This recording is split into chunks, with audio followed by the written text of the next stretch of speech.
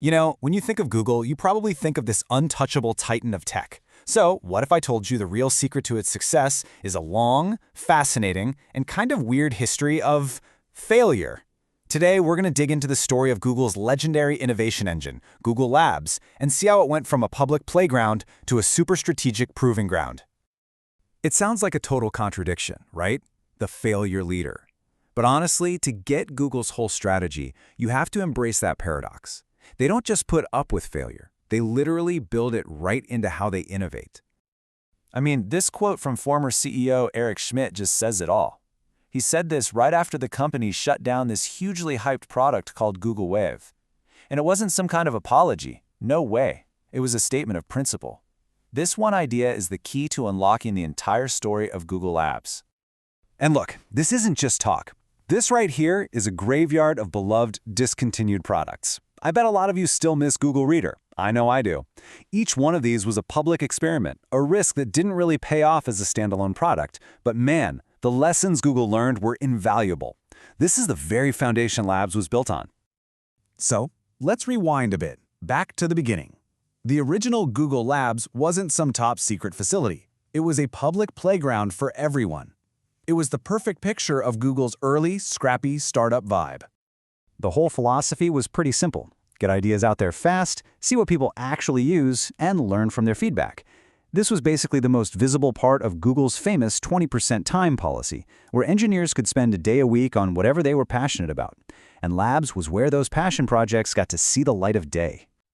And you can really see the impact on this timeline. From 2002 to 2011, this playground gave us features we totally take for granted now. Just think about the undo send button in Gmail. Seriously, how many times has that saved you? That was born in Labs.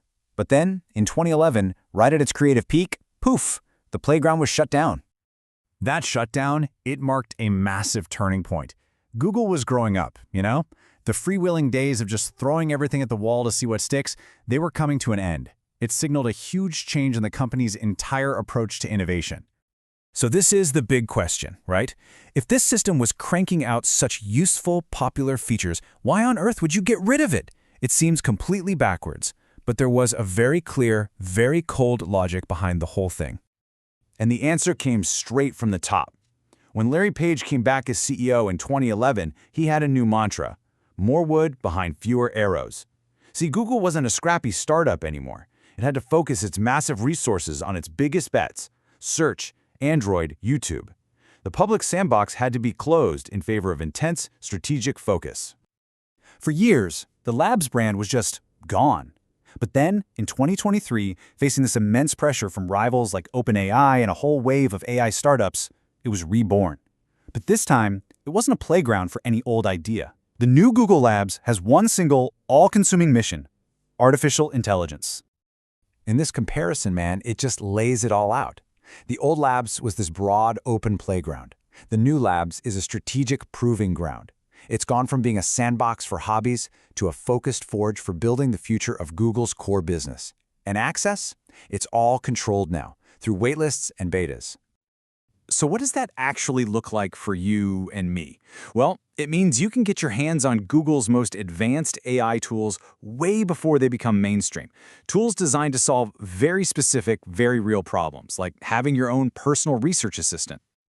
Okay, a perfect example is this thing called Notebook LM.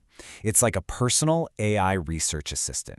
You feed it your own stuff, research papers, meeting notes, articles, and it becomes an expert on your documents. You can ask it questions, get summaries, and even have it create a little podcast summarizing your content. And the crucial part is, it's grounded only in the information you give it. Or check this out, Pomeli. This is not just some fun little experiment, it's a strategic weapon aimed squarely at the marketing tech world. This table really tells the whole story. Pomeli can look at a company's website and automatically pull its brand DNA. You know, the colors, fonts, tone of voice, and then it generates entire marketing campaigns.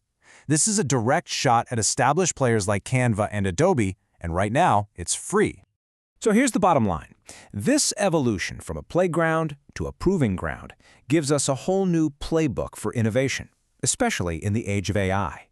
The head of the new Google Labs, a guy named Josh Woodward, has pretty much laid out the new rules of the game. Rule number 1. velocity. In the old labs, a project could just kind of hang around for years. The new mantra is to go from a concept to a real product in the hands of real users in under 100 days. In the AI race, speed isn't just a nice-to-have, it is everything. The second rule is all about collaboration. The new labs doesn't just work in a bubble. It's designed to be a bridge, working directly with users and startups out in the real world, while also being deeply connected with Google's most advanced research teams, like DeepMind, on the inside. And finally, rule number 3. This brings us right back to where we started, failure. But it's a totally different kind of failure now. It's not about a bunch of small, scattered experiments anymore. It's about taking huge, calculated, strategic swings for the fences. If you're not failing, you're just not being ambitious enough to win the future. Which kind of leaves us with this final thought. The original Google Labs was this chaotic, creative playground that gave us tools we genuinely loved, and we were actually sad when they were gone. The question now is whether this new, focused, strategic proving ground can do something even bigger. Create the AI tools that become so essential, so woven into our lives, that we won't even be able to imagine living without them.